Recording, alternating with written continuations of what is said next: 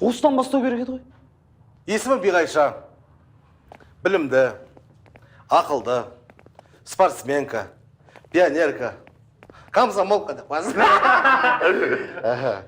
Бухгалтериядан бәрінен хабар бар. Бар ғой хабарыңыз? Жоқ. Хотя баяғыда сатушы болып істеген шығарсыз? Жоқ. Плюс-минус математиканы білетін жүрсің, обычный математика ғой. Мектепте үйретті дегендей. Жоқ, мектепке бармағам. Ой, қазақсыз ба өзі? Иә. Қазағымның қызы ғой, қазақсыз ғой. Әр қазағым жалғызым деген. Ой, әр қазағым жалғызым дейді. Қалай шығарып алды осындай сөздер? Мынандай сұлу қарап шара бересің ғой. Қарындас фигураңыз ат екен. Мынадай бар. Қарындас, анаңызға күйеу бала қажет емес пе?